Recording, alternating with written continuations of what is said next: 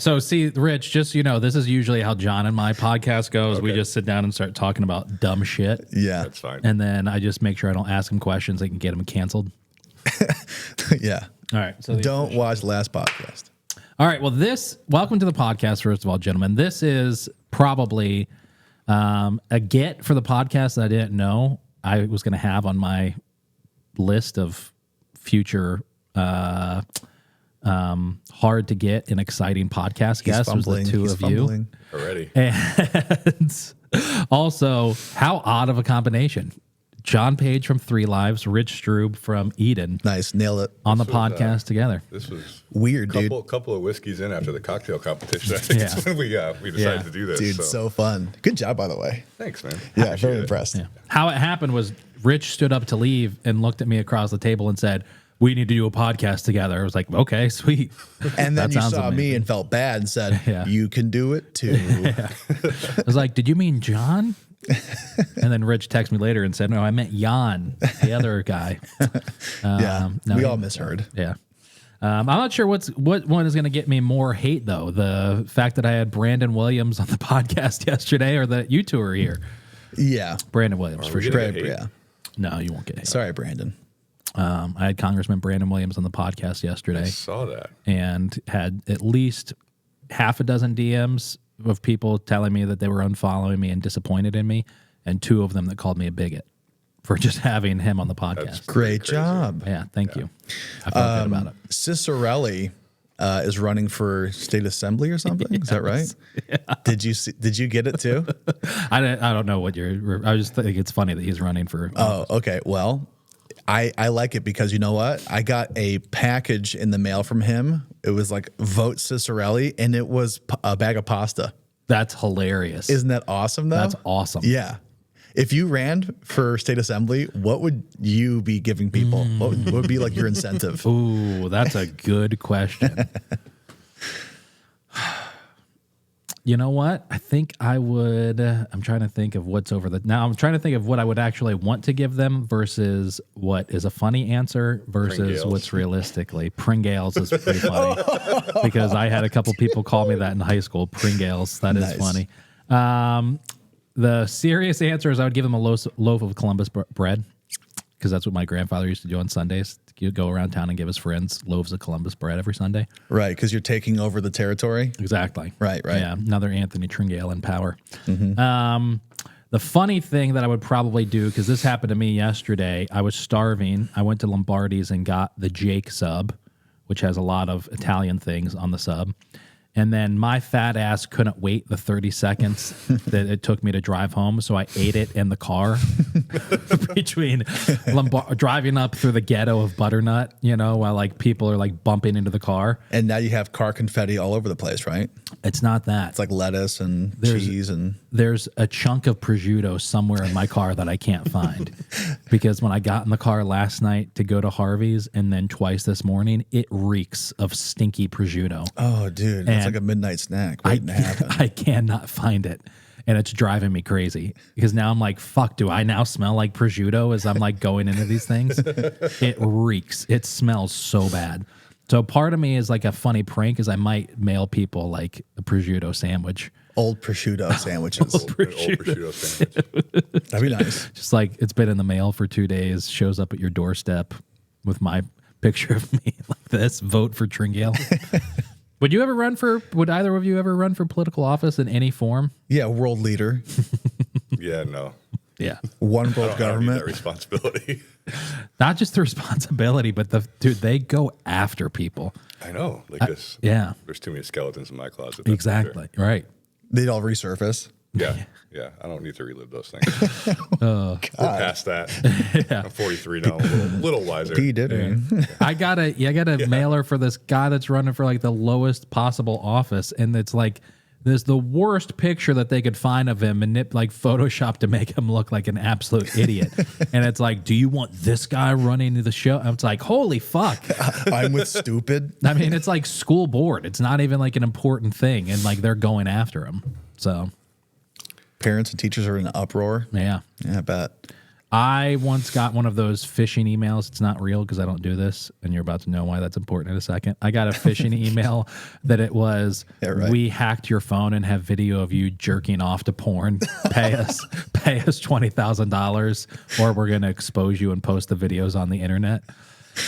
And definitely for like a second, I was like, I was super nervous, but then I realized I don't do that. And then anymore. So I told my wife about it. I was like, I got this email today, and my wife's response was, you must be so embarrassed. not she's like, send him the money, honey. Send him the money. It can't get out there. No, so if that happened and I haven't run for anything, I couldn't imagine what would happen if I actually ran for something. Oh yeah, they'd actually post the video.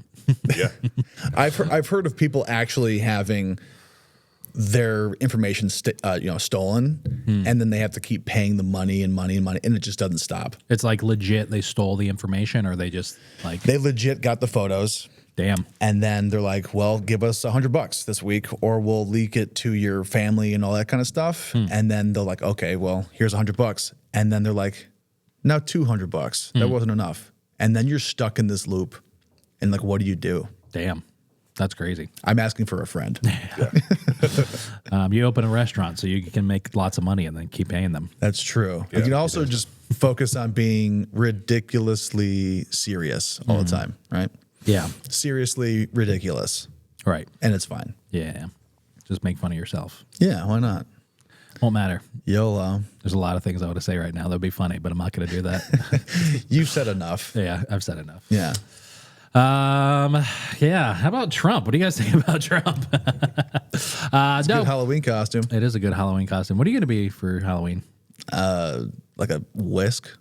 A whisk? Or like a frying pan. Really? No. No. Maybe like the A button on an Xbox controller. That'd be a good one. Yeah, just too bad there's not a J button. I mean, you have to come up with a Halloween costume because you own the restaurant you do. Yeah, unfortunately. Unfortunately. Yeah. It keeps it kind of fun. Yeah. What would you be? If I could be anything for like Halloween? A coffee table or something? No, you'd be like I'd be a dinner. toilet seat. No, sorry. That's offensive. You'd be more like a dinner table. You're sturdier than that. I'd be a toilet seat. No.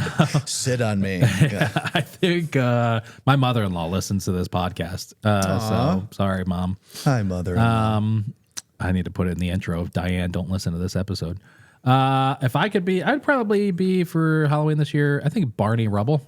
No, Fred. I'd be Fred. I'd be Fred from the Flintstones. Oh, I thought you were saying like straight to the moon. No, Fred from the Flintstones. I think it'd be Fred. That'd be good. Yeah. Yeah. Wasn't one of the Baldwins? Yeah, he was. Steven. I actually just asked Steven to be on my podcast. He hasn't seen the DM yet. Oh. Because we're not friends. Ghosted. Yeah. So what would you be? You'd be the J button on the Xbox controller? Yeah. Yeah, like an A button, something essential. That makes sense, yeah. Yeah. Rich, what would you be? Oh, geez, I don't know. We used to do a culinary costume. Maybe we should bring that back. Really? Yeah, we did Alto Cinco one year. We did a Alto Cinco's menu for Halloween. That's cool. Yeah, they were not happy about that. I thought you meant you were the entire restaurant for Halloween. Cinco. You did that at Eden? Yeah. That's hilarious. Yeah. And they got pissed? They weren't like super mad. Yeah. But they were like, so what's the deal? You're copying our menu. We're supposed to copy yours. And I was like, no, we're just going to copy yours for the day. And they were just not happy about it. Oh, dude, I actually like that. That's very that is a funny idea. like you should not be offended. It's more like what do they say? When somebody copies you, it's kind of more like an honor. Flattery, yeah. It's flattery. It's a They high say form of that. flattery. They say that, but that's not true. And they're just like you're like, we'll do it better. Yeah. That was the feedback. But That you did do it better, or that they were we used better afraid. ingredients than, Yeah, for sure. and we charge more money. So Nice. I always wanted to do that dinner where the thought was, this is back when the 4 greats were still open, you being the last one of them that's still open. Amano, Deefy, St. Urban, and Eden, where each chef would go to a different restaurant. They would all cook the same menu, and then we'd sell tickets to it. the guests would just buy the tickets. They'd know the day and time, but not which restaurant. The day of, we would tell them which restaurant they're going to. And then they would walk in and be surprised at who the chef was, like that, Rich was over at Amano. And that was kind of the whole thought, was that would be kind of the fun, unique spin on it. Is like Rich is going to a restaurant he's never cooked in before to work in their kitchen, produce his version of the menu. Alex and Lauren would go over to Eden and do it over there. Deefy and St. Urban would switch. Thinking back on it now, if all 4 of those existed, I don't think there's a chance that Jared and Cody would have ever agreed to switch out of their own kitchens or to invite somebody else into their kitchen when they're not there. I don't know. We just did that event. Yeah. And we had 5 other chefs come in and use our wood fire grill. Yeah, I was surprised that more going into a wood-fired kitchen, you'd think more people would have a hard time with that. Yeah, everybody seemed to just kind of gel and things went really smooth. So yeah. What's the hardest thing about cooking in a wood fire kitchen? Telling your parents that you're gay. No. Yeah, that's pretty much it. Mom, Dad. I would say keeping the fire lit when it gets really busy. Yeah, because you get so caught up in plating stuff. And do you ever just throw somebody in there? Throw a person in there? Like if they have to be disciplined? I did one time make hand over the fire, incinerating a baby in the wood fire oven because we put all the coals in at the end, and it gets so hot in there, you could throw an animal in there and probably just incinerate it. Yeah, I mean, you do throw animals in there. Yeah, that's true. We do. What's the hottest it gets? I'm sure 1,500. Wow. Damn. Yeah. When that oven gets cranking, yeah. Wow. So that's a 1 second pizza. Yeah. You guys should do that. You should switch over to wood fired at 3 Lives. 1 second pizzas. Yeah. It's all dough. Yeah. So I always thought it was pronounced Defy. It's Duffy? I thought it was Defy. I thought it was Defeat too. That's the Italian in you. Defeat. That's more French. Defeat. It's a French name. It means challenge. DEFY? DEFI. FI. Yeah. Oh, where was it? Defeat. It was where Board and Bar was, because they closed on Water Street. Yeah. It was like the central kitchen in the center? Yeah, sort of. Not really in the center, but it was like the bar was the kitchen. The bar was the kitchen. Yeah. Small plates. No, they did full stuff. I mean, you could do the challenge menu, which was like a tasting menu, but they did regular entrees also. What was that, 12, 13 courses? No, well, for the challenge, you could choose either 3 or 5. I forget if there was more than that.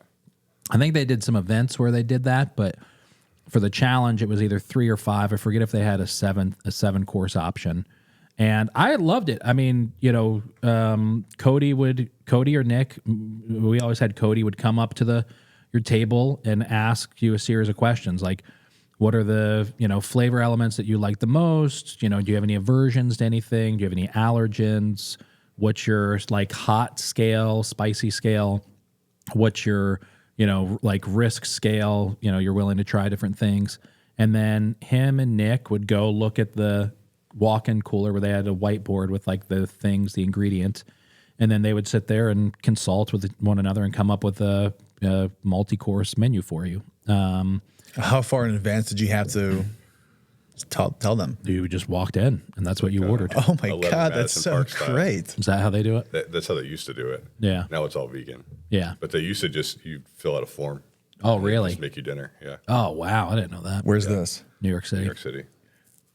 Where's that? South of here. They're not starred any longer, right? They lost their stars and they switched. No, they're starred. They are? Yeah, yeah. I thought for some reason they lost them when they switched over to vegan, but maybe. No, they still have them. Yeah. You can lose your star. The meal I had there was phenomenal. Oh, You really? can lose stars. Yeah, for sure. You get rated whenever they come out. You can I think lose. it's once a year. Yeah. Once you give get them it. back, too. Yeah. There's a chef that famously gave them back. Oh, really? Who was that? Marco White Okay. was the youngest chef to ever win them. Huh. And then after, I don't know, 5-10 years, he was just like, yeah, I don't want these anymore. It's too much pressure. That's wild. And you guys don't know what you're talking about, so Sure, because don't they change the book every year? yeah. They're just like, You're thinking now, of the Zagat guide. they're like, now your curtains have to be white. Now your curtains have to be black. Oh no, there's No. Not like that. Yeah. Deep- there's detailed, stars and there's forks, and it's the forks are for service too. Oh, So you get like 3 or 5 forks too. I'd probably get a spork. Spork. Yeah, I get sporked. Yeah. Yeah. Great show. It is a good show. Yeah. Yeah, so I loved it. The first 2 times that I did it, I felt like it was really just spur of the moment, random. And then I think during COVID, they changed it up where they had the same ingredients, so it didn't matter what you were going in. They would just like change certain elements on your dish. Like Rebecca and I went in one time during COVID, but when things were open back up, and we each did the tasting menu. We had essentially the same things. It's just I had venison with like a pork's blood sauce, I think, and then Rebecca had venison, but with just like she wasn't as adventurous, so she didn't have that sauce. And so I love Deefy. I thought it was really good. I think more so I just was enamored with Cody. I was like in awe because he was the first like chef that I met in Syracuse. And that I sort of got to like not know, but became friendly with. And so I think I was just like, if he was cooking, I was going to be excited and think it was the best thing that ever happened. Yeah. And that is the case still. I think I'm going to be that way when I go to Touche. Yeah. When I'm there in the moment, I'll be like, this is the best thing that's ever fucking existed in Syracuse. Chef Jeff. Yeah. For sure. There was a restaurant in Herkimer that did that. It was called Toca Boca. It's still there. It's all like weed focused stuff, and they've got like a 6-foot paper mache blunt that hangs from the ceiling that like lights up and smokes. So we went out there to make a video, and they brought out all this food, and we tried it all, but they had like a weird name for like chicken. Like one of them was like chicken francaise, but they called it something like golden chicken or whatever. That's right. You told me about that. And when we were eating the food and in the video, I'm like, I've never had this before. This is amazing. And then as we're driving home a couple hours later and I'm thinking through what I ate, I'm like, that was just fucking chicken francaise. There was nothing special about that. Yeah. Just change the name. I don't think I'm going to have that aggressive, but I'm sure in the moment at Touche, because I am so excited for them opening and some of the stuff I've seen that Jeff's been posting online leading up to it, I'm sure in the moment I'm going to be like, this is the best thing that's ever existed. Like, watch out Syracuse. And I'm sure it's going to be really good. But, yeah. There's always hype around new restaurants. For sure. I'm excited to try it too. Yeah. Me too. I just crash your party on Thursday. Yeah. Please do. Yeah. Take my spot. Yeah. No, you're coming too. If you have a reservation for 3, I have you can always fit 4 at the table if you just sit on my lap.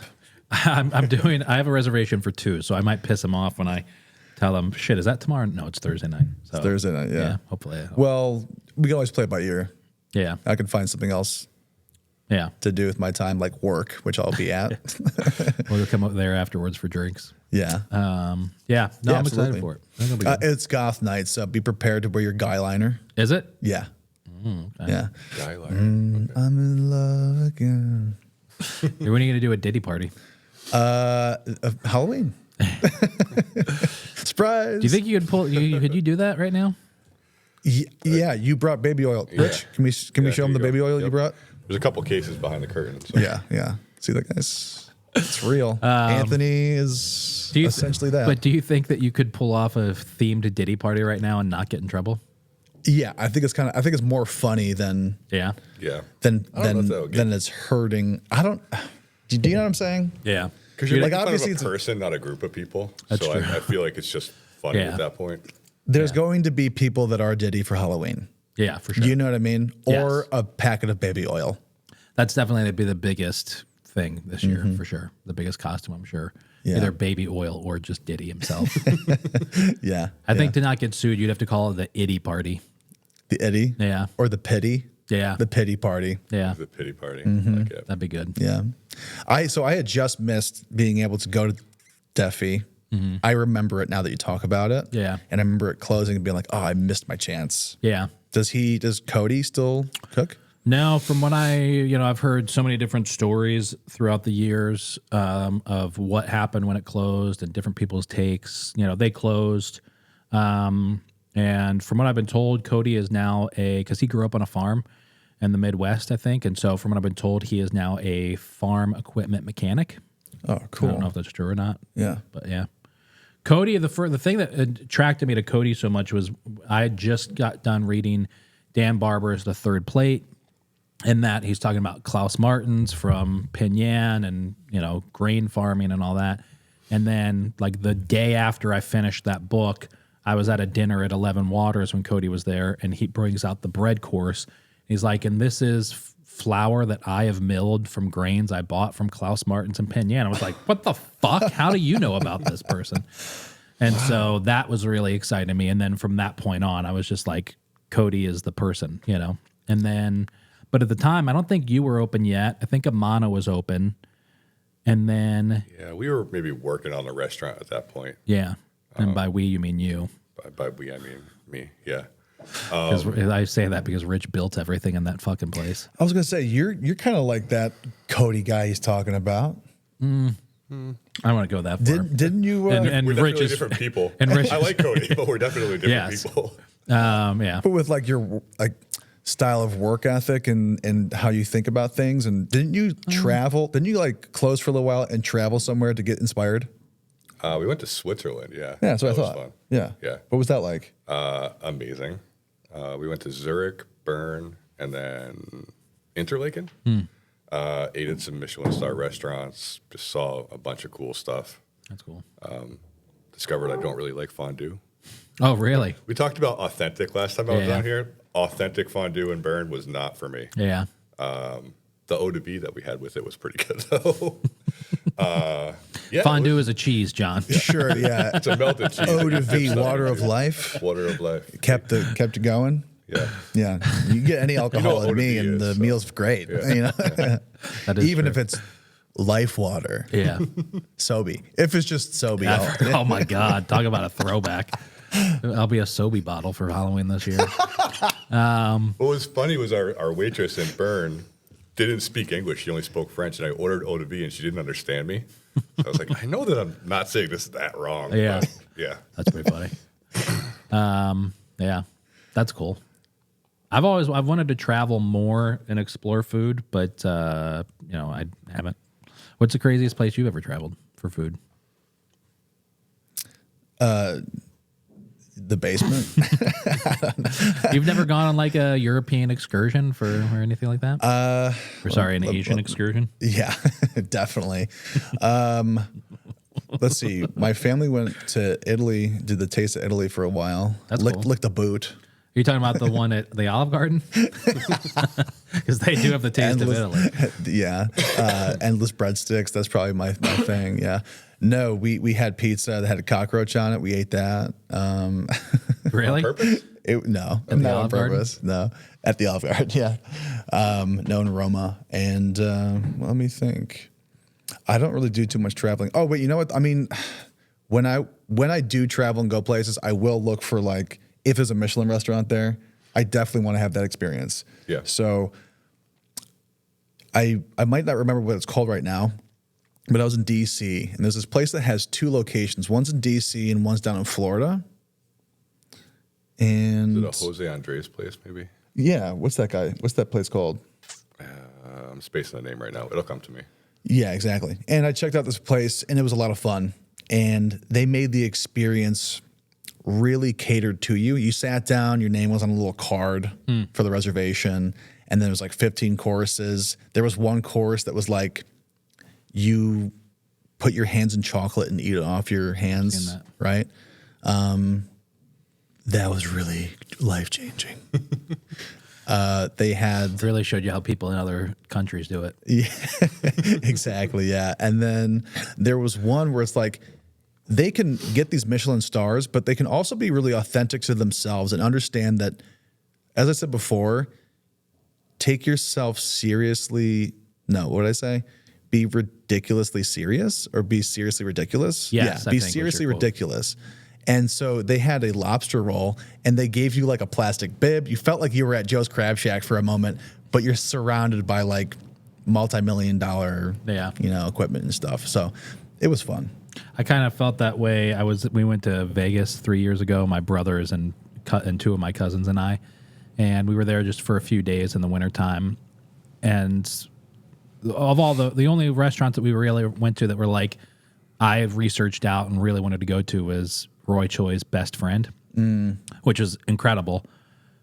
But I'm walking in there taking it so seriously, like, you don't even know where we're going right now, sort of a thing. And researched it beforehand, watched all the other YouTube videos on it. I was so pumped to go there. Had my little light with me to take pictures and get video.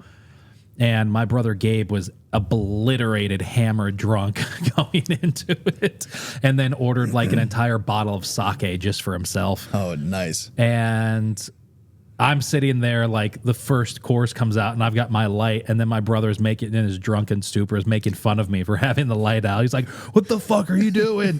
You know? And so that kind of, like, it was definitely a sharp contrast, but also ruined the experience for me. Rich, hot sake or cold sake? Go hot. Go hot? Yeah. Anthony? I like it when you put it on a glass with a couple of chopsticks over the beer, and then you just, yeah. That's fun. Yeah. Experience. Is it somebody who makes great food? Do you have a preference? Like, do you want somebody to just be really excited about it and you aren't concerned with like their knowledge of food? Or do you want somebody that's in your restaurant who's excited about it but knows everything that you're doing? I would rather somebody be surprised, I think. Okay. That's like something that I always strive to find. So like when I go out to eat and somebody does something that I don't know how they did it, that's when I'm like, my brain starts to work a little bit. Yeah. You know? That's interesting. Yeah. Yeah. I don't really know a lot about, especially that world of food. That's why I don't really cover it anymore in videos. You know, most of the stuff I'm doing is like cheeseburgers and chicken wings. And I do have a feeling of like, when I'm going to Touche on Thursday to make a post, like, what the fuck am I going to talk about? You know, like, it was delicious, you should go there, sort of a thing. So I haven't really tried to do too many nice restaurants and content because I don't know what the fuck I'm talking about, you know? Well, that's an opening to talk about stuff that you don't know so that you can teach yourself. And when you teach yourself, you'll also be teaching your audience. That's like what I do with my YouTube content also. It's like, here's how you do this. Yeah, but yours is about men's underwear. Mine's about food. So That's it's correct. Different. It's yeah, different. yeah. Here's how you make your package look bigger or smaller in some cases. Some people like that. Yeah. Why you wear tighty whities instead of boxer briefs? Yeah, going to Touche for dinner on Thursday. Here's the underwear you could wear. Here's the underwear you want to wear to Touche. If you're getting My chicken. top 20 essential getting underwear when going Yeah. to downtown Syracuse. If you're eating fish, if you're going to order the mackerel, I should just be underwear for Halloween. that's what you should be. You should be an underwear reviewer, a men's underwear reviewer. I have a trench coat. I'm like, which pair do you want? The thing is, there's somebody out there who has a content, like a TikTok channel, that is just a men's underwear I am reviewer. positive that there is, yeah. We're finding that. Yes. And they probably have a shit ton of followers and make a lot of money. Most likely, it's niche, Yeah. but somebody needs it. I just found a guy on doing TikTok lives who is a men's cologne suggester. And so his backdrop is a bookshelf of just hundreds of bottles of men's cologne. And he's just, people are just asking him DMs what to wear out for dinner date, or what's your favorite this. And he's just like somebody would with bourbon. Like, I see bourbon influencers that do the same shit. He's doing it with cologne, and he's just grabbing bottles and spraying them and smelling them and talking about it. So there's definitely the men's underwear. Another reason why Futurama needs to exist. We need smell-o-vision, Yeah. you know? Yeah. We're Yeah. missing that other dimension of Yeah. Of entertainment. entertainment. Olfactory Yeah. entertainment. Yeah. So when these Tesla robots come out in the next year or two, do you think that you would buy them to replace staff? There's Tesla robots going out? Yeah. So there is a little drama over if they're real or not. So they just did their thing, and he, Elon revealed like some different stuff, like 20 passenger Tesla vans. And the other one were these Tesla robots that they say are going to retail for like $28,000, and that he says can do anything any human could do, like, love you and care for but he's like, I want somebody to love me. but he was saying, Crush you, crush your bones. he was saying if you murder you. He was saying if he's like, if you need a teacher, if you need a babysitter, you needed to go get the groceries, you need to cook dinner, they can do anything you can think you need it to do. They will be able to do it. And immediately I'm like, well, I'm buying one. But then I was thinking, I wonder how many. I mean, imagine if you could buy a robot for $30,000 right now that could replace your line cook. Yeah, it's cheaper. Yeah. Would you do it? John, go. Yes, it's Aaron, cheaper. turn the podcast off for a minute. Aaron, I love you. You can be my cuddle buddy. Yeah. Robot, you won't crush my bones. Paper skin. Your skin. No, I mean, think about it. I mean, $30,000. It's kind of a gimmick, right? Did you watch the video? No. We'll have to show you afterwards, or you can show him now. Yeah, I'm gonna pull it up. But he was saying it's controversial because when you're listening and watching the demos, it kind of looks like somebody's talking through it and kind of using it as like a remote control car. Okay. So it doesn't look like it's autonomous. It just looks like it's being controlled, which for a demo looked fake. So it doesn't It's have like- the full suite of AI that makes it. Well, some people, so in their demo, it showed yes, but then some people were coming out today or yesterday, whatever, and saying that they actually had pulled up where they were being controlled remotely by like regular human beings. Mm-hmm. So basically, like these people in like a different room had like a headset on and controllers and were like doing the stuff with it. You know what that reminds me of? It's pretty wild. It's Yeah. cool. If you watch them all walk out together, you're like, whoa. In this clip, it was jerking off a giant. Just get a row of them, give them some guns. I really hope No, my I'm pretty mother-in-law. confident this podcast is not going to air. No, it's 1,000% airing. Yeah. Actually, it would probably be a good security guard. This is a typical podcast for John and I for Yeah. these topics. Yeah. You're lucky he's only going this far with what he's been talking about. Don't give him any ideas. I was just in San Francisco. There were robots in the hotel. Oh, I really? thought it was pretty interesting. Yeah, you could just be like, get me an espresso, and it would go to the cafe, get you an espresso. Was it just like the Bring it rolling? up to your room and knock on the door? Like the rolling? Just the rolling Just cart the rolling ones? ones, not the ones that look like people. Yeah. But it would just roll around and beep beep boop boop boop. R2D2. Yeah, That's pretty It would cool. do the Dude. thing. Yeah. I wonder I'm how many, staying there. how many people are going to dress up as a Tesla robot for Halloween this year. I'd be a fucking fat one if I was. It's like I wouldn't fit in the costume. Yeah. I mean, I feel like for $30,000, I would buy one of those things in a heartbeat. A Tesla robot? Are you kidding me? Yeah. I'd buy it to mess around with. I wouldn't replace my staff with them, though. It's more difficult for your staff. They know what they're doing. No offense, Aaron, but Aaron's more comparable than I am. it was a joke. Aaron, you're wonderful, but I had to keep the joke going. Anyways, No, you can keep the joke going. but yeah, working with live fire for sure is different than not working with live fire. Well, just the amount of times the internet goes down, or something fails. I think this thing is the internet. Maybe. Be a personal hotspot. Yeah. Great for cuddling. Great for cuddling. But I just imagine I've had this conversation even before the Tesla came out, but if you could buy a skilled robot to replace a cook for $40,000 in your kitchen, would you do it? My answer is no, but Don't think about people. Think about what your truthful answer is. Yeah. No, I honestly would get a robot. I don't know what it would do, but for $30,000, that's a salary, Yeah. Even if it's just serving tables. Right. Why not? Why not put it in there? Yeah. I think it's really cool. Make it work doubles, not have to worry about anything. You know what laws. this reminded me of? So you know how we're talking about there's somebody just remotely controlling it for somewhere else. Do you remember when Amazon had those stores where you could walk in and there was no employees working? It was just based on the trust system, trusting that walk the in and security walk out. system was also Yeah. watching you, knowing what your identity was. And you always thought that it was it's the cloud's watching you, the AI is watching you, the computers are watching you. No, it's some guy Right. across the seas working doubles, Yeah. switching on and off with somebody else, watching the cameras for you just at a really reduced rate. Yeah. So So it turned out that they were just some people were saying they wouldn't get their charges on their Amazon card for days or weeks later after they left the store. But yeah, it was just people watching security cameras, and there'd be something that would be like John Smith, this Amazon account, walked in, and then somebody would just go back and review the security camera footage, be like, oh, they put the Snickers in their basket, and then they would charge them that way. Mm-hmm. That's wild. Yeah. So I do worry that if we do get the robots, like society does, it's going to be clear that we're definitely being watched. For at sure. That point in well, time. we already are. Yeah, but this is like a robot that you could just. I mean, you could just look around and get a 360 view of everything. Yeah. Rather than your phone listening and all For that. sure.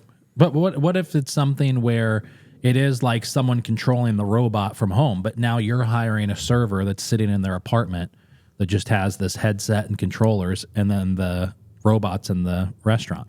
Mm-hmm. And you're just, the server's at home controlling it, like walking over, grabbing the drink, doing the thing, serving it. Yeah. If I get enough, you think I could take over the world? No. One world government? Because if you have access to it, that means everybody has access to it. Oh. Fudge. I don't know. I mean, who the hell knows what's going to happen? But I mean, obviously technology is advancing at a rapid rate. And, I think where there's probably a day in our lifetime where we see, restaurants that are fully autonomous like that. Yeah, I think now like the limitation is materials. Mm-hmm. It's like where we're at. It's like, can we find enough cobalt and zinc? Right. Like it's gotten pretty wild. For sure. That is something I used to have a conversation with a person that ran with Ecole a lot about, the things that require. I miss Ecole. Yeah. Well, you and the wall. There was a thing where My Halloween costume. that would be hilarious. I should do that. The amount of Rogan had this guy on the podcast. They wrote this whole book about cobalt mines and what's the African country that starts with an E? Egypt. Ethiopia. No, not Ethiopia. What's the other one? Eritrea. Yep. Huh? Eritrea. Is it on Maybe the it West doesn't Coast? Start with an E. The Congo.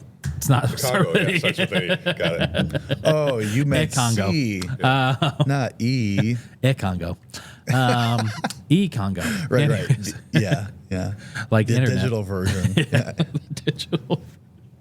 But anyways, in the Congo, where it's like the cobalt mines where all of these companies have to get their cobalt, it's like beyond slave labor. It's, mothers with infants strapped to their back that are forced to mine cobalt so we can have They cell don't even phones. employ the people. They just they're like, we'll pay you for cobalt, and they just go out with a piece of rebar and just dig the earth until they find it. It's wild. And then I these didn't hear people, about but that's what makes this. So what is that? Where does our morality come into it? Where it's like, okay, we're not going to do this anymore. We're not going to buy iPhones anymore because somewhere across the world there's people that are living the worst possible imaginable lives, so we can have Instagram on our phone. My robot's going to have 12 cobalts. You're going to send your robot over to mine cobalt? No. It's going to have 12 cobalts in it. Yeah, that makes sense. Yeah. Yeah. Maybe 13. I mean, listen, if it makes life more convenient, who cares? If you do that enough, then you can start to automate your own time to helping others. Yeah. If the robots are doing all my work, I can go help somebody else. That is true. That's a good point. Mm-hmm. So it's worth the horrific life that 1,000 people might have to live because you might be able to just buy a robot that then 15 cobalts. 15 cobalts. You just upped Cobalts it. are just going up. Yeah. My robot's going to be very expensive. That's awful. I just think of one of those people maybe listening to this podcast right now, thinking to themselves, John, on the phone that they built. On the phone that they built. Oh, Lord, forgive. What are you? Forgive us. What are you doing for the e-Congo? If I get world dominator, if I get creator, then I'll help the e-Congo. That's funny. By the way, this is all this podcast. satire. This is all alleged. This is definitely 1,000% going out. What's funny is this is following the podcast. This is following the podcast I'm putting out from that I had with a congressman. So it's going to go from a congressman to this episode. To this, like, I'm trying talking not to about say stuff that's going to get me canceled. Yeah. I did it. Sitting here quietly. Like, Yeah. Aren't guys. you sad that you invited Jan? no, I'm really enjoying this. That's hilarious. It's amazing. Thought we were going to talk about booze, but here we are, the e-Congo. I'm trying to avoid booze Yeah. talk. This is what I want my podcast to be. Just sit down and talk about anything and everything. I don't really. I tried to do a drunk podcast with a former restaurant owner and his chef once, and we went to what's the beer place on Tip Hill? Now and later. Yeah. We went to Now and Later and had like a few beers. And then we went to Blarney Stone and got some food, which was a mistake because it sobered me up. And then we had some more beers. And then we went to we were at the old studio and continued to drink. And we started the podcast at like 11:30 at night. And we recorded the whole thing. I was sober and I wound up getting sober, and then they wound up just getting more obliterated. And I still have pictures. I still have the podcast. I just could never release it because they were saying some incredibly racist things and taking their shirts off, and it was an absolute nightmare. We did one where we got pretty drunk. I think we played poker. Yes. That never saw the light of day. That one never saw the light of day, only because it was hilarious for the four of us that were there, but not for anybody else. Yeah, it was like me, Chris, And Tim. Spencer, Tim from Buried Acorn. We were supposed Tim's to take hilarious. mushrooms and then do the podcast. Didn't Tim come dressed up in a squirrel suit? I don't think he did. Maybe he did. He does it so often that I forget when. My favorite Tim podcast was the last 2 Christmas episodes ago. It was Tim and Keith. Tim came dressed as Santa Claus, and for the first 10 minutes of the podcast, just kept trying to get me to go sit on Santa's lap. Yeah, I remember that. And then, so like the first 10 minutes of the podcast was just Tim going, "Get over here and sit on Santa's lap. Tell me what you want for Christmas, little boy." It's like the Office episode. Yes, exactly. That's exactly what it was. Can't keep telling people to get over here, get over here, get over here, and sit on your lap. And it was the same situation because then I went and sat on Tim's lap finally, get him to shut up. And, yeah. And I could feel his legs start to buckle under the pressure. Who's Spencer? Chris Spencer. Used to be the general manager of the Evergreen. Oh, Yeah. I love that place. Yeah. What's he doing now? I don't know. Working for me part-time. Is he? Oh, Working cool. for me part-time, Tim part-time. I think he's looking for a restaurant location. Oh, that's cool. Yeah. Yeah. I know he just bought a shotgun. Oh, really? I'm supposed to go hunting this Sunday morning with Noah Fiacchi from Abioko. And we're supposed to be going duck hunting and then hopefully shoot some ducks and then go cook the ducks and eat them. Wow. And I make didn't know Noah was a hunter. Oh, big hunter. He has a whole Instagram page around it. Right on. Called Full Circle 315. It's about like food but a lot of hunting and that kind of stuff. Okay. I think he does the page with him and a couple of his buddies who are also into it. But yeah, and then Travis is going to come with us and film the thing. So I'm a big fan of Noah after that event. I didn't know him all that well Oh, beforehand, really? but he's got good energy, man. Yeah. Yeah. he really does. Awesome dude. Yeah. A fun hang is going to Abioko. I think it's on Tuesdays when he's making gnocchi for the week. And then he'll just start pulling out because he makes so many different fucking limoncellos that they serve. Nice. And so I went there to make a video earlier in the spring of him making gnocchi, and I wound up just getting hammered on limoncellos because he poured like these 3 different ones, like 2-ounce portions of each, and I just shot them. But then he was like sitting there sipping on them, and I'm like shooting them back. So like that, I had 6 ounces of limoncello in me, and I was fucking Anyways, and then tried to make a video of him making gnocchi as I'm sitting there drunk on fucking limoncello at 11 in the morning. Yeah. That's cool. Have Yeah. you been hunting before? Did you say you have? I've never been. You said you hadn't. Rich, have you? I've never been hunting, no. Have you? Yeah, zombies. Call of Duty. You know that. Now I'm coming up with funny things to say that I know I can't say because then I definitely can't put the podcast out. No, I've never been before. I'm looking forward to it.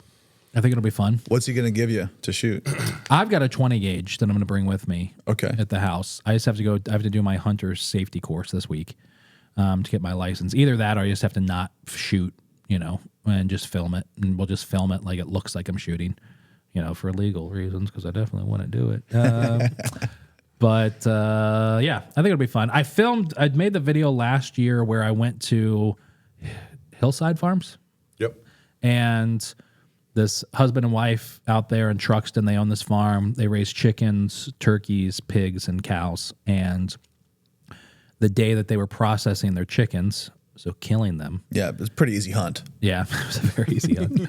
But I went and hung out with them for a few hours and videoed them slaughtering and processing their chickens. And then I went to Eden, where they sell their chickens, and filmed with Derek as he made a dish with that chicken. Wow. And my hope at the time was I wanted to do that with like a pig, a cow, a goat, whatever, and follow like all the different animals from local farms to the restaurants and kind of show that process, and then try to get into like some sort of like a factory farm, which I know is impossible, to show just the difference. And but then I still have the footage I'm sitting on. I've never posted it. You probably haven't gone to the warehouse or whatever you called it, because you'll turn vegan afterwards. Yeah.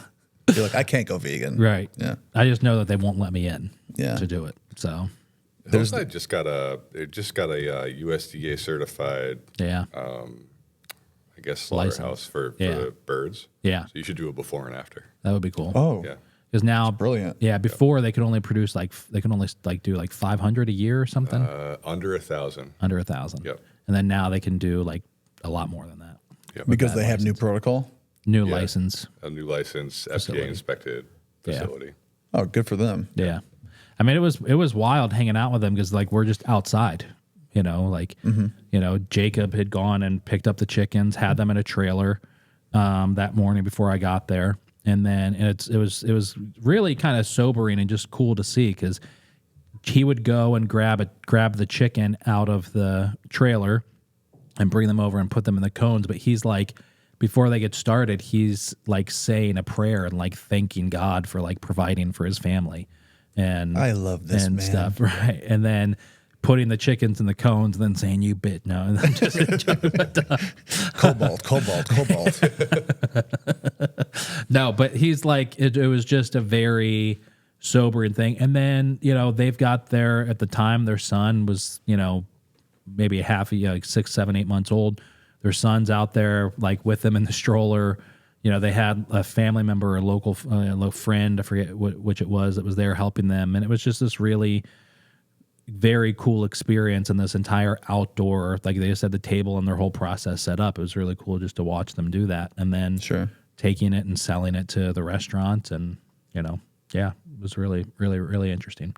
I wish there was a lot more of that in Central New York. I'm sure there's a fuck ton of it that I just don't know about that exists all the time.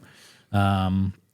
But I do wish that was a lot more prominent in our world, in our food world here in Syracuse. I mean, most of the farmers have to take their stuff to a USDA certified slaughterhouse, so that's like the big hang up. Is there's only a certain number. I don't know how many there are in New York, but you got to like schedule when you're going to harvest a cow or a pig. Right.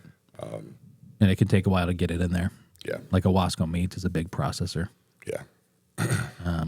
Yeah. That was always my least favorite part in Vermont of like the whole farm to table thing, was going to the slaughterhouse to pick up like the lambs or whatever, because it just smells like death. Yeah. Like that smell is just, you can't get it out of your nose. Yeah. It's crazy. Do you buy the whole cow or the whole lamb when you go? We used to, so the farm I worked on used to harvest like 8 or 9 lamb a week. Mm-hmm. So they would just drive them down there. The farmer would drive them down there and I would go pick them up. And they were eviscerated and skinned. But I would bring them back in the truck, the farm truck. Whoa. It was my job to It's a break them big all truck. down. Yeah. Yeah. It's it's a very different experience, obviously, but the Restaurant Depot, they have like whole lambs in their cooler section just hanging out in like buckets. I was there for the first time like 2 weeks ago. Yeah. What'd you think? I did not see the whole lamb. Maybe it was just that weekend. They had like 4 or 5 just rolling buckets filled with them, like hanging out in the aisles when I was there. Yeah. I saw it like every restaurant owner I know in there, except for John. Yeah. I live right down the road. I'm always there. Yeah. I love that place. Yeah, it's cool. It's really awesome. Yeah. It comes in clutch too when you need something. For sure. You know? Because they're open, cool out at different hours. Yeah. It's not as big of a process. It's just Saturdays too, I local. believe. Yeah. Which is like when you need something from Gearhars. Yeah. I got to sign up for a membership. Yeah. They're like real strict about that. Yes, they are. They are, I yeah. thought I could just walk in there with my EIN and be like, here you go. But they want like the actual federal paperwork. Yeah. Oh, yeah, I guess they do. Well, they also have a sheet application you fill out. Yeah. Yeah, that's crumpled up on my desk at home. There you go. They I was like, sign- yeah, I'll fill it out. You come with me. Come with me sometime, dude. Okay. Yeah, it'd be fun. They went to Taste of Syracuse like 2 years ago. We should do a podcast in Restaurant Depot. That would be fun. That would be fun. The checkout is always the hardest part for some reason, though. Yeah. You ever notice that? Yeah. And also, it's basically like, what's at the Township 5 Costco, right? Yeah. It's basically like a Costco for restaurant owners. For sure. You know? Because you just see them, there's a bunch of just buying food for their family and just Yeah. stocking up half the time. Yeah. You know? There is a lot of restaurant owners at Costco too. Is there? Yeah, most likely. Yeah, a lot of them. I mean, it's kind of sad, but there's some like especially bakers, they can get stuff way cheaper at Costco than they can from their food providers. Purveyors. Wild. Especially when it comes to like milk and butter. Yeah, You eggs. catch you Eggs catch a too. sale at those places or even Wegmans. Yeah, it's way cheaper. Yeah, it's fun. You describing the slaughterhouse smelling like death. That's what my car smells like because I lost the prosciutto in there. Because I ate that fucking sub. And that's a callback. And that's a callback. And that's where we end it, folks. Cars smelling like death from after eating subs at Lombardi's in them, like a slob. What's funny is I got home and then ate more food. I didn't even tell my wife that I had that sub. That's how you do it, though. Yeah, Yeah. that's what you do when you're married. I stayed late at work, engorging myself. Why were you Sub sitting in- consumption. Some people it's alcohol. Anthony, it's subs.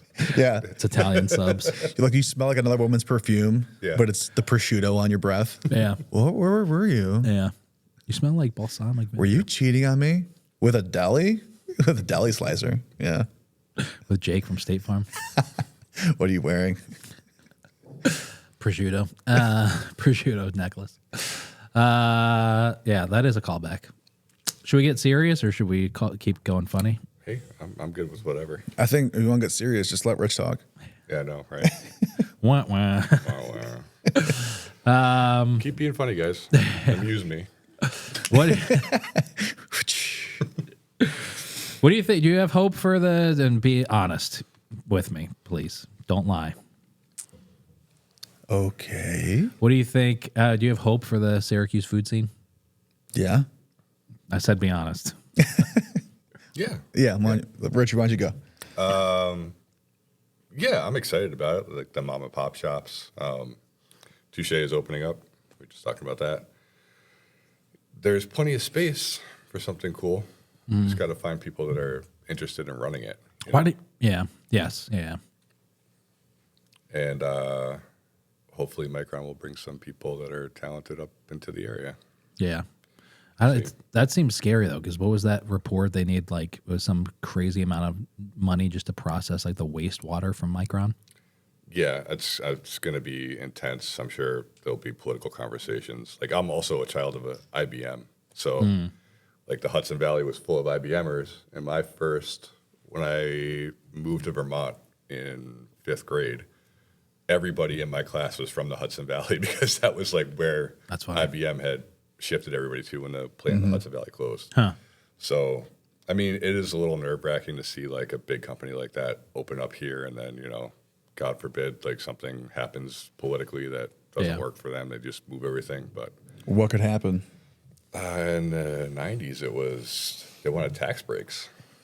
I think whoever the CEO of IBM was asked Mario Cuomo for tax breaks, and he was like, yeah, no. So he was like, okay, we're just going to close this plant down and move everybody to Minnesota and Vermont. Whoa. Which is wild because they had like a country club there. There was a massive plant. That's it crazy. employed like a ton of people. Well, hopefully their business plan doesn't include tax breaks. Well, I mean, Micron got huge tax breaks. Massive here. tax break. Yeah. Already? Yeah. Oh, okay. Well, then if it's in the plan, again, like it's before it's implemented, not afterwards like IBM. Yeah. Thing. I mean, I think these things happen all over the country, right? Throughout history of like massive companies going into an area and then shutting down for whatever reason. Well, then they kind of got you by the balls. Like, we're employing everybody here. Exactly. So, like, give us what we want, or we're just going to move it up, like, overseas or whatever. Right. Sure, that really shifts the economy. Yeah. Yeah. It could be huge. I don't think it's as big of a gold mine as some people, have been talking about it. And there definitely is just kind of like the central New York funk where it's like, this is never going to happen sort of a thing. So who knows what really is going to happen. Brandon Williams talking, I've heard a couple interviews he's done where he's on the phone with like the Army Corps of Engineers weekly talking about getting things going for Micron. So Yeah. Did they have a release date? no. I think it's a few years out. Yeah. More than a few years out. It's a pretty massive infrastructure project, I think. For sure. Yeah. I mean, I-81 is a big part of it. The aquarium. That was like one of the reasons why they pushed for the aquarium so hard from what I was told. It's because Micron wanted to see a certain amount of like entertainment and services in central New York before they would commit to it. And that's one of the reasons why the aquarium got pushed through so aggressively. Really? That's interesting. Yeah, because the aquarium on the books is like an awful, awful, awful investment for Central New York. It makes no sense to have it. It wastes so much money when there's so much of Central New York and Syracuse that lives in poverty. You think building an aquarium next to the most polluted body of water in the country is a waste of money? Oddly enough, yes. And I loved that. Like that was, I don't get involved in like politics and government and that kind of stuff. And that was one of the few things where I called or emailed every person on the county legislator and said, as a citizen, this is a terrible thing. Please don't vote in favor of this. You ever seen a three-eyed fish? No. Well, Onondaga Lake has plenty. Yeah. And now at the aquarium. Right. Yeah. And the only person that responded to me, there was a couple liberals who were like Democrats who responded and were like, thank you for saying something. We're not voting in favor of it. There was one Republican, Cody, out of like the Clay area, who like he and I went back and forth over email a few times, just disagreeing with one another, and he was saying, well, it's going to create so many jobs for impoverished people that will help the community. It's like, dude, you're a fucking idiot if you think that's actually a thing. It's going to create jobs for high school students. Right. And he was like, no, don't care. He's like, there's going to be high paying janitor jobs for people are only going to go to people who are living in poverty in Syracuse. So it'll help them get out of poverty. I'm like, why don't you just take the $100 and some odd million that you're spending on the aquarium and like go create services that help these people get out of poverty, and don't pay the directors $250,000 to do it. And so that's because that's one of the big things in like California. I don't know if it's California as a whole state or if it's just San Francisco, but like let's say it's a $10 million budget to fight homelessness or like help these people get out of, help people who are stuck in homelessness get out of it. And 80% of that budget goes to just the salary for the people that are working in the program to get people. Sure. So I feel like that's a really hard topic to even touch on because it's like, how many times we've gotten a bad review because there's a homeless person that has bothered them on the way downtown? really, Yeah, more than once. It's just like it's absurd to think about the restaurants responsible for the homeless situation, right? Yeah. But then again, it's like you talk to people in the political scene and you ask them what they do for the homeless scene, and it's really dependent upon the individual. Mm-hmm. You can't just say we're going to spend $10 million to fight homelessness. yeah, You can't change an individual unless you're leading by example. for sure. You know what I mean? Yeah. Or really touch that person. Yeah. The saddest part about the aquarium, besides the fact that the county legislator decided that it was a good thing, was Joseph Garland, I think is his name, county legislator out of his district is represents the south side of Syracuse. And he was the deciding vote.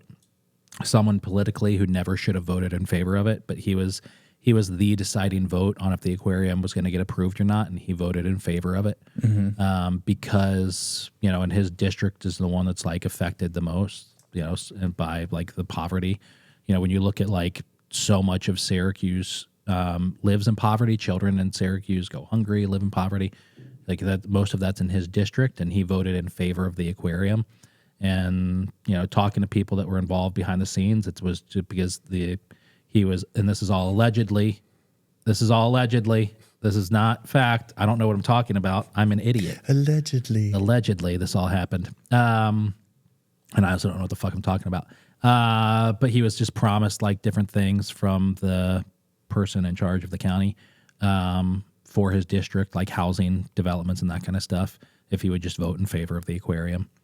So I was allegedly told by someone whose campaign I worked on for county legislator that, and I asked him, I was like, so what's it like to be like now that you're on county ledge, what's it like, process? And he was like, there is no actual voting. My opinion doesn't matter. Moments before we walk into the chambers to cast our official vote on different things, we're told this is already passed. It's not up to you, but you have to vote this way. Whoa. Well, yeah, they make their backroom deals, and Yeah. I get this and you get that. I mean, Right. it's the same. There isn't bus service from the airport to downtown because one of the legislators, like brother-in-law, owned a taxi company. Really? So there's no, when they drew the bus routes, they didn't draw any from That's the airport. crazy. That's right. I've never seen. I've never had. That's crazy. Yeah. Yeah, Huh. stuff like that happens Yeah. all the time. Yeah. That's We wild. were having a conversation about that over at Al's the other night with a friend, and he was talking about, what would it be like to create a new bus route from the SU for the students to come down to downtown more often, because they have some programs that do that, but it's Yeah. like There's the trolley. it's but there's also like maybe it is the trolley, but like you have to have certain events going on that the school will take you to, Yeah. and it's only like here and there, so. That's crazy. There's no consistent bus service from SU to downtown?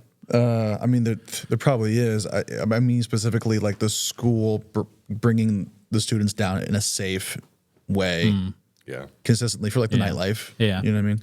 I could be wrong, but I think the trolley only connects like certain, like the connective corridor or whatever the fuck that is. So like the East Genesee corridor and things like that. I don't think it goes all over downtown. I don't see it too often. Yeah. Sometimes it's on West Jefferson Street. I've never seen it go down Clinton Street, Yeah. Yeah, it's interesting. Harvey's gets a fair amount of SU students, a really considerable amount of SU students. It's a lot closer. I still haven't been there. Harvey's? Yeah, I got to check it out. It's cool. It's an anomaly. It does so well. It's so fun to be a part of it. I'm actually doing more now than I ever have with Harvey's or ever with a client before. It is a lot of fun. And I don't know, it's refreshing to talk to Mike because I don't know if it's just because he doesn't come from food service. He's been in real estate. He's been in politics a little bit,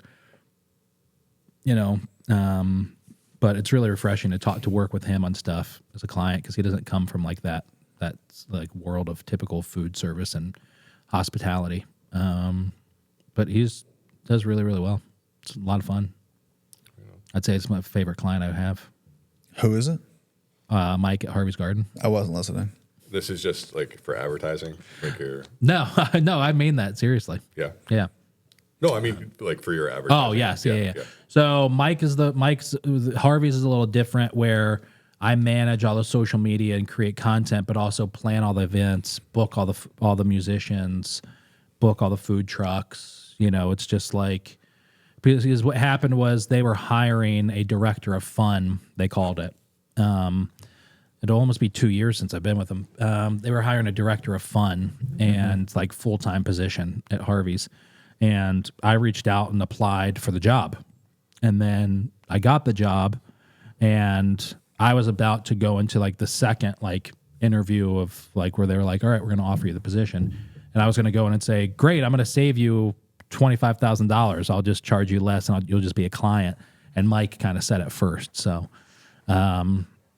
since I started for them, it's like I create the content, I manage the social media, but then I plan all the events. That's and crazy. Book the musicians and all that kind of stuff. So it's a lot of fun. I mean, How do you do all that? and then travel and I work too much. It's annoying. It really is. It's part of the reason why I'm getting rid of the local card because I just don't have time to like actually make that successul and manage everything else. And I don't have the money to hire the person that's needed to like manage that. I definitely charge too little for everything I do, but at the same time, like I think I charge appropriately for what the market says I should charge.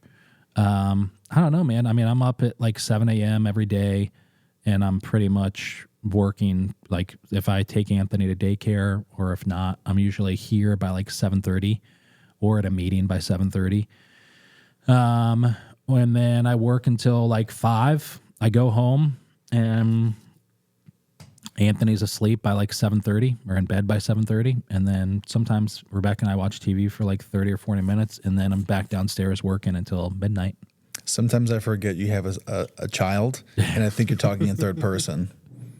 And then I put Anthony to sleep at 5. Then I go to sleep and I wake up at 7:30. Yeah, I mean, I definitely work too much, but I mean, fuck, you guys work a fuck ton also. You work way more hours than I do. You have to fucking cook. Are you sure? You have restaurants that are open. Yours super late. Yeah, for sure. know? Oh, yeah. But I feel like maybe you're just working at different times. Yeah, I mean, I'm probably up earlier working than you are, you know, but you guys are also working wicked late. Yeah. And it's like, it's not like your restaurant closes at whatever the fuck. You guys close at like what, 9, 10? We close at 9. Well, we stop seating at 9, so we're usually out of there by 11. Yeah. Which isn't bad. I love those hours. Yeah. Yeah, noon to 11, 4 days a week, and then whatever we do on Tuesday. Yeah. So For Halloween, we're going to rebrand as Eden. You should do that. Yeah. you do our menu and we'll do yours. That'd be awesome. Firewood. More firewood. It's just on top of the gas stove. You can have all the firewood you want. You build a fire on top of the flat top. Yeah, I mean, but you guys, restaurant, dude, I mean, I'm sure there's people out there, but who works harder than fucking restaurant people, dude? That job is like stupid difficult. Cobalt. But that's not really a job. They're forced into it. They want to eat, I guess. It's not a job if you love what you do. Yeah, that's not fucking true. That's not true. I'm sorry. Do you think that's true? It makes it a hell of a lot easier. It does. Yeah, dude. Yeah. I mean, this morning I woke up and I was just working on YouTube videos because I was excited to wake up. Yeah. I have a little bit of a depressive state of mind sometimes where it's like I could just spend all my day in bed if I wanted to, you know what I mean? Yeah. But if I didn't have the responsibilities that I have, maybe I would. But the things that get me excited to get out of bed in the morning, those are those things that are just like you work so hard, it doesn't feel like work. Yeah. I get that. And don't get me wrong, you know, the trying to figure out how to make this business financially successful. You know, this is the first year I've almost been a full 12 months of not having to be stressed about what client am I going to get next month to be able to pay myself consistently. And I'd say like that started in April of this year where I was like every month I'm not like, oh shit, you know. Congratulations. Thank you. Yeah. I've only gone It's a huge accomplishment. Yeah. I've only gone 2 weeks this year without paying myself, which is awesome. Yeah. So, you know, so that is really great. And the thought, and it is kind of like, it does suck to think I could go get a job at an ad agency in town, or go work for like a bigger restaurant that has a full-time social media marketing person where I'm getting paid at least twice as much as I pay myself. And I'm only working 40 hours a week, maybe 45. You know, I've got paid in, you know, holidays and insurance and all that kind of shit. But the thought of having to answer to someone else scares the fuck out of me. That's the rub, man. I'm in the same boat. Like I could go down to New York and make 6 figures being a chef, but like Right. and not have the responsibilities of the front of the house and the books and like all that. But Yeah. I don't want to answer to anybody. Yeah. I feel like we still do though, right? Like if you have employees, like you definitely answer to your employees' needs. Yes. You know, and I feel like you feel like you're employed by a lot more people. Yeah. yeah, especially my landlord. There's that too. But yesterday was Columbus Day. Daycare was closed, and I had meetings up until noon, and then I went home until 5, and then I had to go back out that last night because we had an event at Harvey's. But you know, if I had a normal job, I would have been working yesterday. You know, if Anthony's sick and Rebecca can't take off work, I'm at home, and it's not a big deal. You know? The difference is you can choose your time. Yeah, exactly. So there are those things where it's like, all right, I'm doing what I love, and you're right. But there's also this incredible sense of like stress and pressure. And like, I'm sure you guys experience it. Like, holy fuck, reservations are light this week. What the fuck am I going to do? You know? you know, this event didn't hit. I didn't sell out of tickets. You know, how the fuck am I going to pay this? You know, whatever the case is. I'm sure you guys feel that still to a certain extent. Sure. You know, It gets better every year, but yeah, it's still there. I think maybe year 10 will be our year. Yeah. I don't know. Yeah. I'm banking on year 30. Yeah. If I can make it there. Right. No, I usually call like the busy work and all that stuff that stresses you out good stress. It's like it's stress that's going to be positive for you in the long run when you can get through it. Yeah. When you put too much on your plate, you're like, how am I going to eat all this? How am I going to do all that? Yeah. And you're like, just loosen the belt, Anthony. Yeah. Take off your pants, Anthony. Well, they're off right now. No, there is. I mean, I could make my life a lot easier by taking a bigger risk with the business and hiring someone, but I don't want to because it's like Rebecca and I talk about, like I'm trying to sort of hire somebody right now, but you know, and because like I have so many, I did just get rid of a client, so that makes things a lot easier.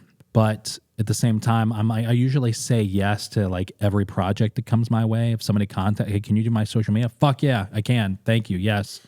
Here's the cool. Thank you. I've got more money because I know usually like January, February, March, April, it dies and clients just start dropping like flies. Yeah.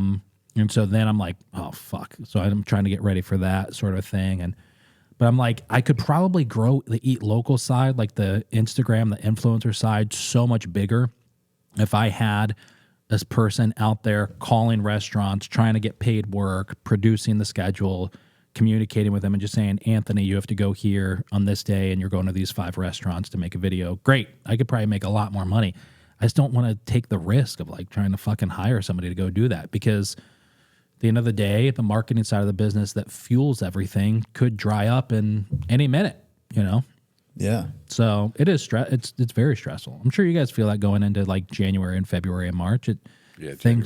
January sucks for us. I don't know about you guys. But. Yeah, January's dry. You know, I feel like the best times for us is spring and fall.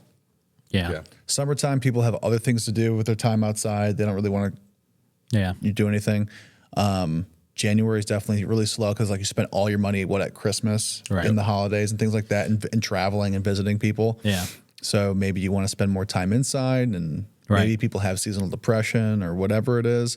But I feel like... Isn't that just a fancy word for being bummed out? Yeah. Take your pants off. If you get a robot, you can cuddle it. Yeah, that's true. Those motors are really warm. Just in the nether regions. Yeah. No, but I was going to say, I feel like the weather, though, has changed so much that we're not going to get... I mean, maybe it could... I'm not... Who knows what could happen? I'm not a groundhog. Right. You know what I mean? But... The last 3 winters haven't been as bad. Never. It sucks, though, man. Like, in the winter, I want to see snow on the ground. For sure. For a day.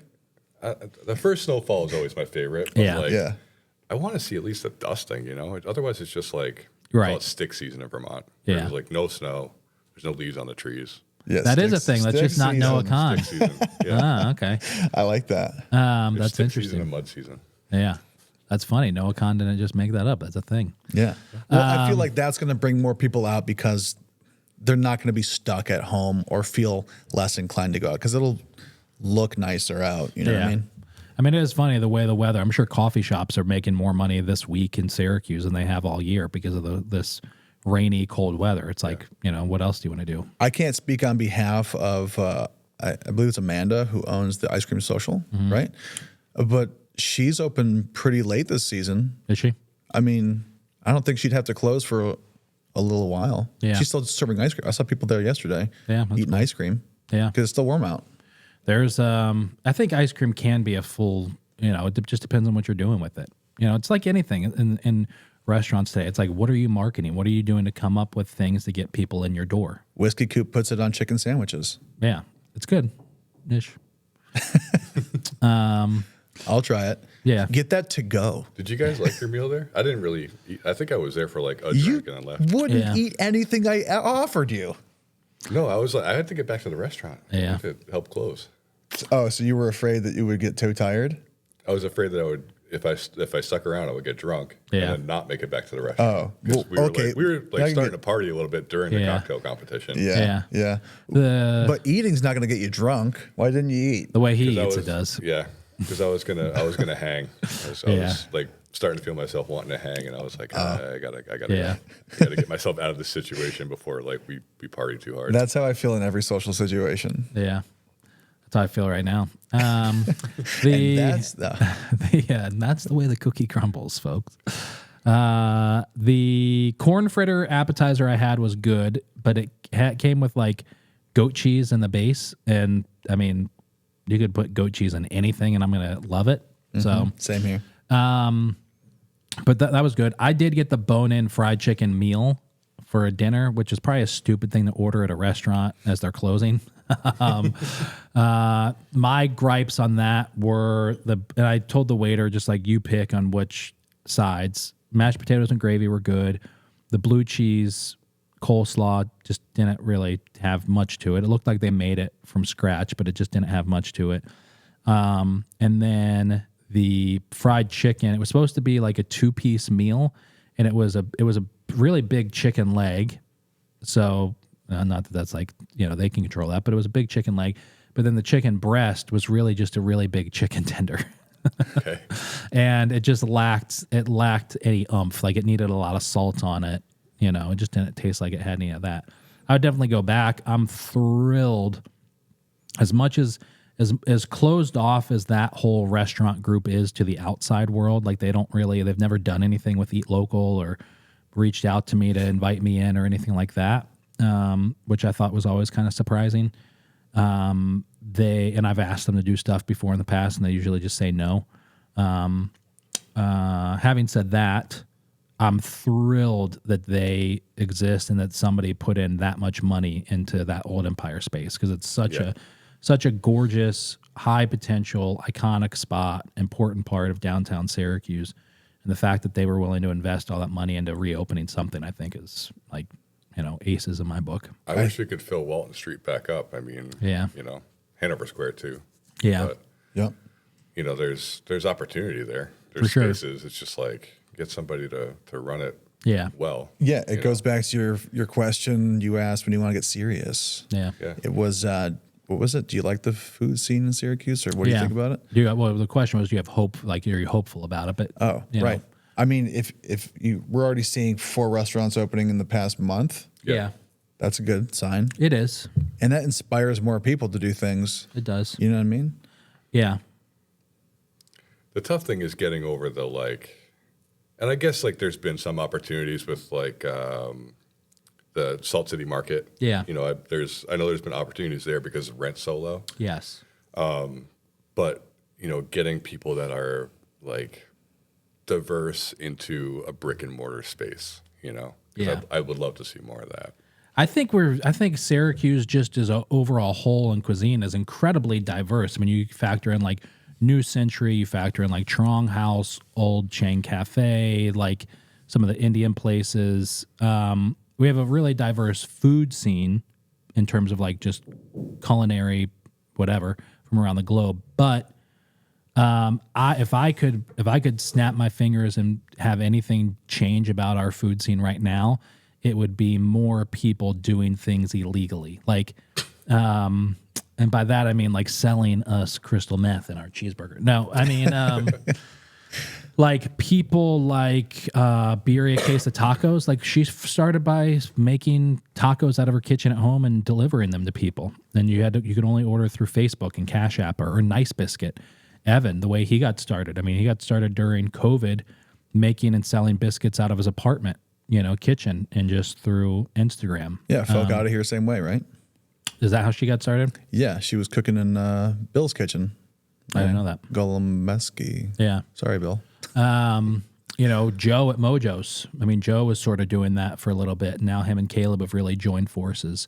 And Caleb, even though he has a food truck, it's all above board, but Caleb's, I think, is incredibly talented with Hermit's food truck. I think his food's really, really good. Mm-hmm. And, but he still has that kind of grungy thing. And, maybe it is just my wife and I and our son just spent the whole weekend at home. We didn't leave the fucking house, and it was awesome. And my analogy, I was like, it kind of feels like lockdown a little bit, which I loved lockdown. I thought lockdown was a lot of fun.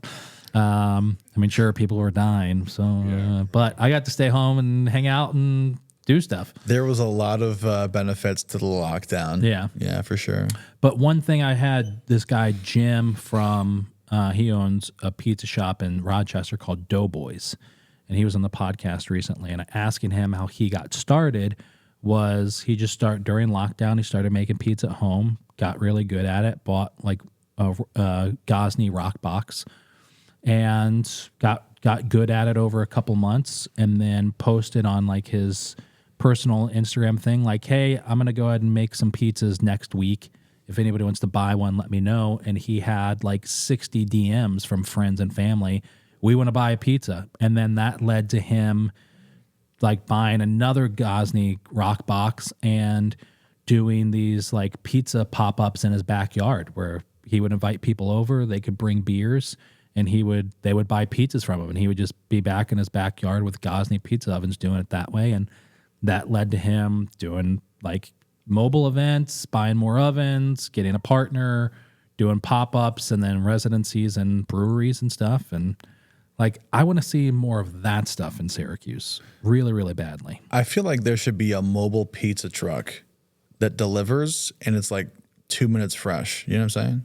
It's hot and fresh, and it's delivered to your house, made right there. They had a AI version, like a robot version of that. I did see that. Well, there was also an actual truck that did that. I think it was in New York City or Chicago or something like that. Really? And they had like a startup, and they did it, but it just didn't catch on for whatever reason. Yeah, it's a great concept. Yeah. I'd love to see more people doing like illegal things like that. Just somebody who's incredibly passionate. Maybe they've got a job and they're not trying to.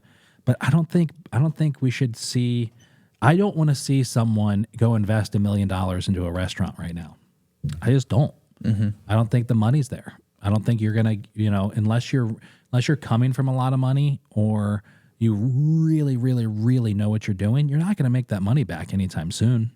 No, it's a long-term investment for sure. Yeah, with that kind of money, right? So I want to see more small things. Like on the fly over in Lindcourt. Like he's in the weird spot. He's making food. He's not out there. Like he doesn't need to, fill the space 5 times over on a Saturday. He's just doing his thing over there. And that shows you that they're passionate for it too, right? I think it shows that they're passionate. I mean, don't get me wrong. It's not like it's not like, okay, if you're selling illegally out of your apartment, you automatically have the best food imaginable. So it's not that, but I do feel like, somebody who can take the time to somewhat perfect, not that you really can with food, but somewhat perfect food by just like Evan during COVID. They just sat in their apartment and made countless batches of biscuits until they found a way to make the perfect biscuit. Mm-hmm. And then they did it and they started fucking selling it, That's what a fine dining restaurant is, though. I mean, yeah.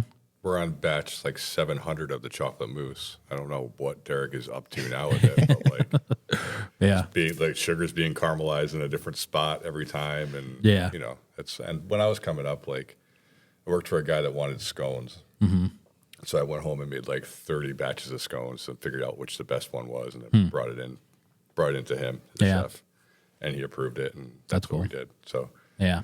It's just having the passion to do it. Yeah. And you can do that in a professional setting. Yeah. I miss, for my part, like the communal, like the environment, like that street in your town where there's like, you just picture like the umbrellas and the outside seating and like it's full and people are having a good time. And yeah.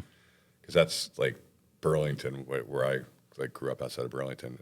That's what it was, It's like the Church Street Marketplace. It's just a place where people congregate and that social aspect of it, the vibrancy. That's what I want to see down here. And I know that like the illegal stuff is cool too, but as much as probably the demand wasn't there for it, but I loved during like shutting down Armory Square for road traffic. That was that like second year of COVID. And weekends on Walden. Yeah, I thought that was I thought that was really cool. Mm-hmm. I'd love to see something like that come back. Yeah. Well, boys, I'm starving. I got to piss like a racehorse. So you're gonna drink your own pee? Maybe. I'm starving. I gotta pee. So why don't we wrap it up? Why don't we call it quits on the podcast for this episode? Rich, John, thanks for coming on. Yep. Thank you. Thank you, brother. Don't stand up too quickly. I don't want to see it.